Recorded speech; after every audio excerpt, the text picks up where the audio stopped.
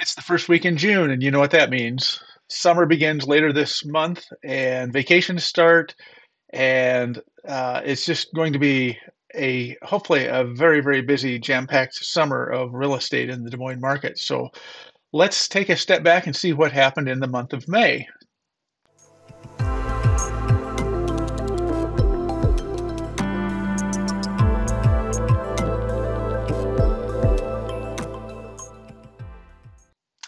Les Sulgrove here with Simply Des Moines Market Values. This is week 22 of the 2024 year. We are going to cover the end of May report this week, and then next week we'll start back up with new reports again for current existing business. But I think this is going to be an interesting show.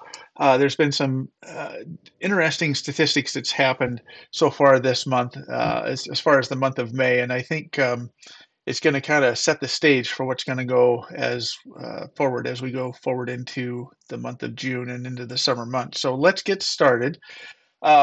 This past week, the big news was that the 30-year fixed rate mortgage increased again. It had been on a 4-week decline or a 3-week decline, and it's now back up again over 7%, 7.03%. And if you look at the little graphic there, you notice the little up arrow. That's 13 weeks out of 22 that we've seen a price increase so far in 2021. 2021 in 2024. Boy, I must have went back in time. But anyway, 13 weeks out of 22 weeks so far this year have seen a rate increase. So hopefully this is the last week we see rate increases, and we would love to see rates get down around that 6% range. I think that would make all the difference in the world. Even if we get down to 6.5, I think it would be wonderful for home buyers' confidence levels and help really keep this market from stalling out. So, all right. So the month of May, we have had uh, another month of increase with the number of homes for sale. We're seeing homes continue, the inventory levels continue to rise. We're currently at 1,083 homes added to the market this past month. We're a little over 3,200 homes total for sale in the entire market here, but 1,083 of those came on the market as of the month of May. And what you can see by the lines here, the black line is 2022, 2023, 2022 is the blue line, and the orange line here is 2021. You can see that we're well ahead of all of the past 3 years. So we're really setting the trend as far as mortgage home inventory levels go. As far as pending sales go, we are doing the opposite trend setting here. We are behind last year and previous years.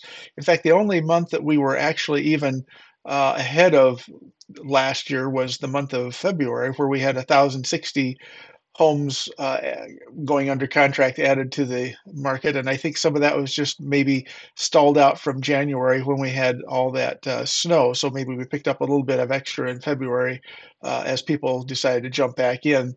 But from that moment forward, we've seen that inventory levels are, as far as pending inventory levels, are below the previous years.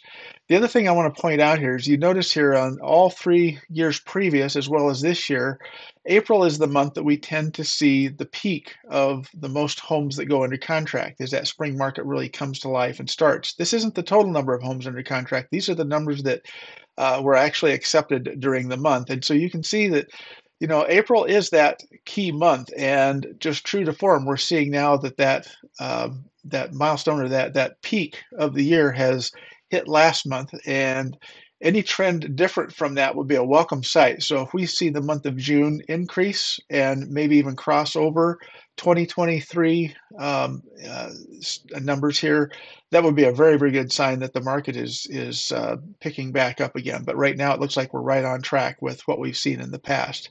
As far as closed home sales, we are, even though it looks like we might be a little bit of ahead here, we are pretty much right on track with 2023 pace.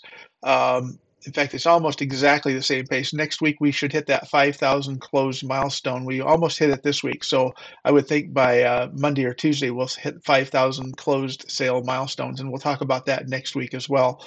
But you can see that, we're pretty much right on track with 2023. And so that would put us right around 13,400 homes closed in this coming year. I would sure love to see that go above 14 or maybe even 15,000.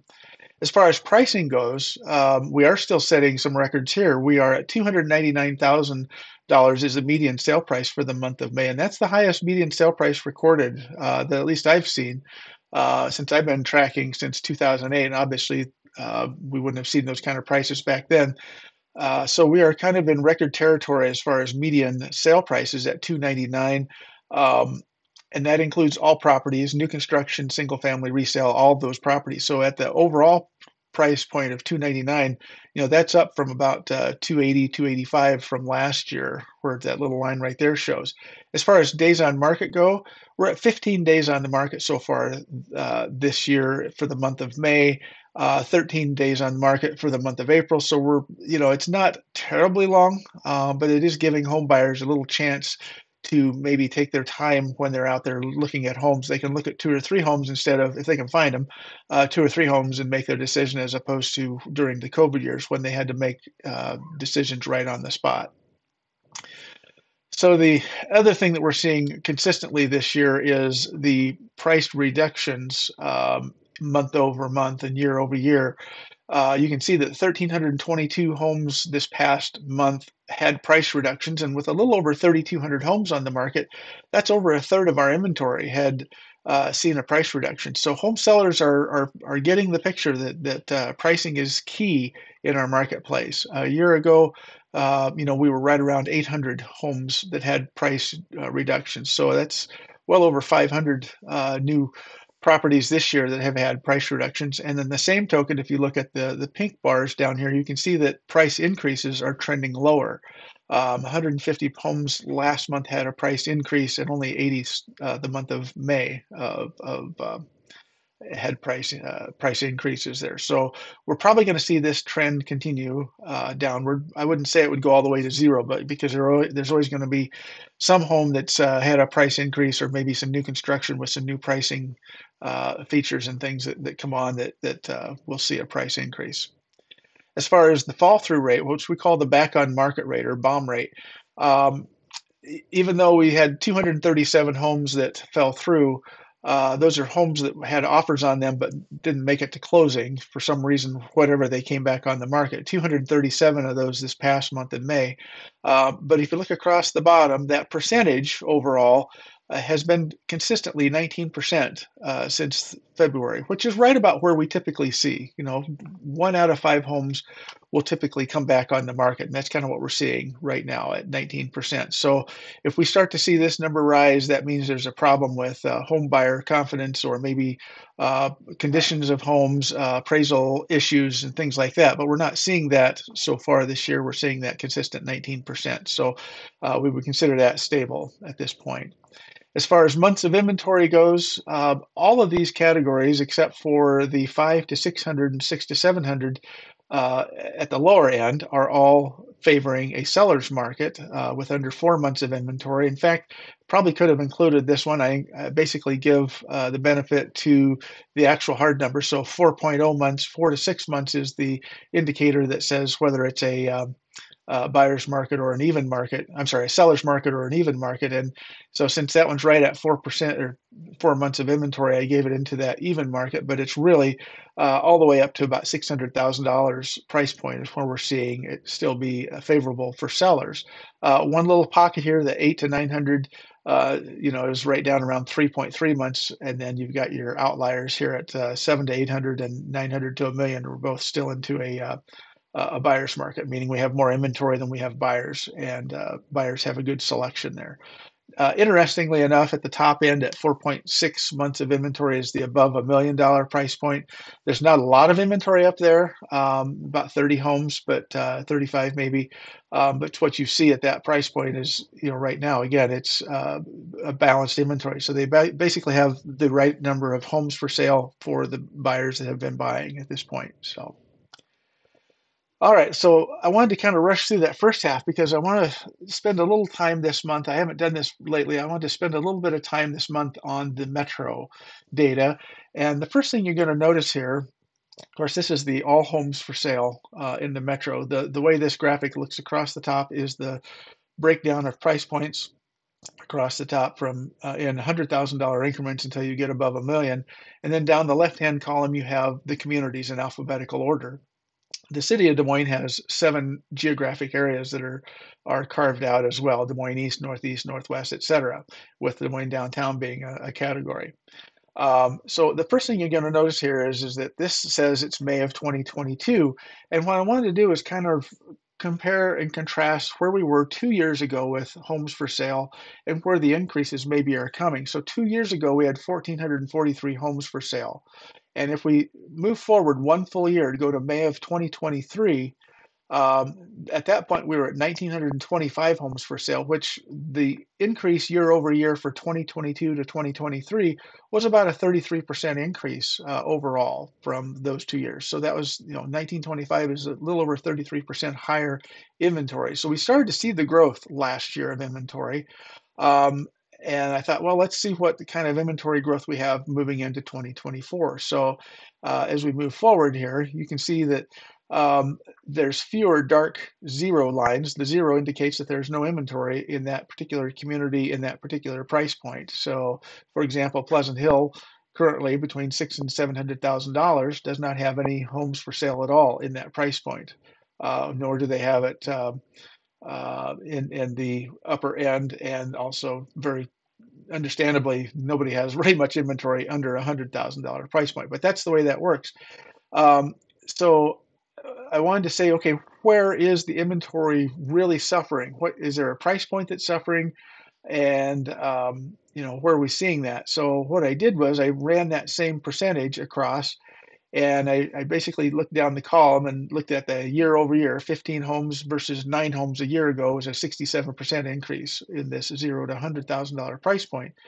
But we had 2 categories down here that actually had negative increase in inventory. That 800 to $1 million price point was both down 7% and 14% respectively for those price points. So those are the 2 categories that are not seeing increase in growth. But the rest of this area here is all still in black, which means it's seeing increase in inventory. And if you look right here, this is probably the most exciting category to see inventory increase. Between $100,000 and $200,000 price point, we saw a 105% increase. So we've basically doubled our inventory in this price point, bringing it up to 178 homes for sale.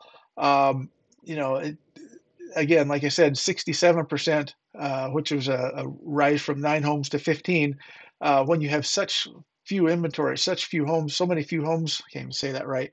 If you have very, very few homes on the market and you add even just a few more, that turns into a pretty good increase there at 67%. But you get up here at the top end, 87 homes in that $700,000 to $800,000 price point was almost a 60% increase. The rest of them are respectable, 25, 10 to 25% is kind of the increase there.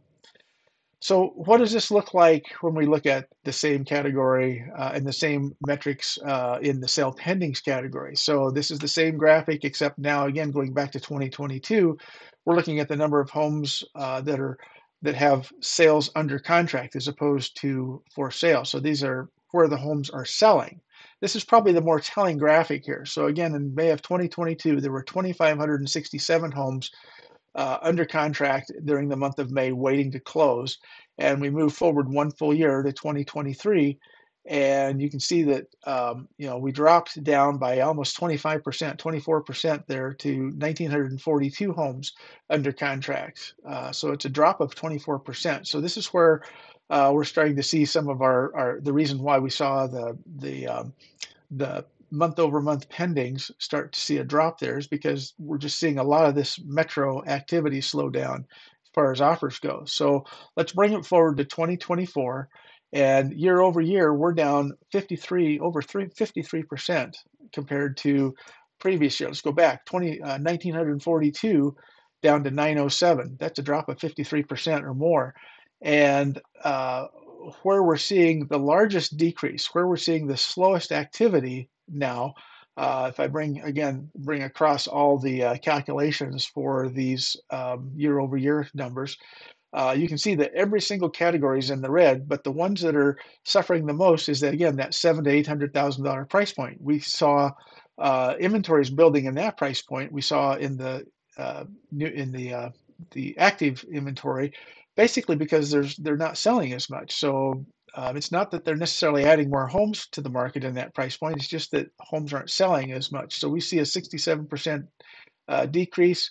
The remaining above 50% of decrease in sales is happening between that 200 and 600,000. Frankly, it might as well have even included the 6,700 because it's sitting there at 49%. So it's almost 50%. So right here, this bulk of our market is seeing um, the greatest slowdown, and I think that's all goes back and is attributed mostly to the mortgage interest rates that we're seeing, where home buyers are maybe not pulling the trigger. We also don't have inventory enough in the lowest ends, although it's increasing in this 100 to 200. It just we need that old child's toy, the gear one, where one gear moves and the other gear moves, and everything has to start to move together. And right now we're kind of locked up, and that's kind of why we're seeing a lot of this slowdown. When you don't have incentives as far as affordability, for example, due to high mortgage rates, that's what's kind of causing some of this areas to slow down. So anyway, that's kind of the show this week. That's the recap for the month of May. All of these graphics are available at DesMoinesMarketValues.com, just like they always are. Every single graphic you see on today's show is there. Next week, we're going to come back. I promised this last week. We're going to come back here the following week from today and talk a little bit about the real estate cycle and figure out exactly where we are in the cycle. Are we in an expansion period, a peak? No, we're not in a peak. Slowdown, recovery. I would say we're probably, just without doing the analysis yet, I'd say we're somewhere between recovery and expansion. And don't be surprised if you're going to start to see some of these attributes show up in all four of these areas here. But we're really going to dive into that next week and see where the market is going, and then that might help us give an idea of where the market is headed and what we can expect in coming weeks. So I hope you'll join me again. It's Les Sulgrove. This is DesMoinesMarketValues.com. Thank you each week for watching. Please subscribe to the channel. It helps get the channel out there to more subscribers. Be sure and hit that thumbs up button as well. And if you have questions, comments, or just simply want to have a conversation with me offline here, I'm available to answer those questions as well at statguy@DesMoinesMarketValues.com. Don't hesitate to send me an email or give me a call. All right, that's it, guys. We'll see you all again next week. Be safe out there. Enjoy the 1st of June, and hopefully the business will pick up, and we'll be talking about great things happening here in the coming weeks. And we'll talk to you soon. Take care, and we'll see you all again next week.